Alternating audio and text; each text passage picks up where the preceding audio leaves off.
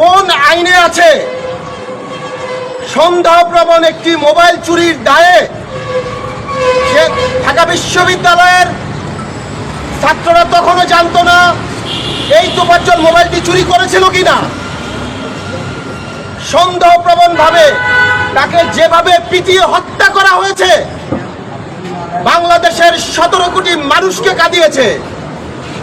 আজকে এই প্রেস ক্লাবের সামনে দাঁড়িয়ে বলতে চাই, আজকের মধ্যে যদি রাষ্ট্র এই ঘাতকদের ব্যাপারে আইনগত ব্যবস্থা গ্রহণ না করে তাহলে 17 কোটি মানুষের পক্ষে আগামীকাল কোর্টের বারান্দায় আমি রাসেল নিয়ে দাঁড়িয়ে যাব।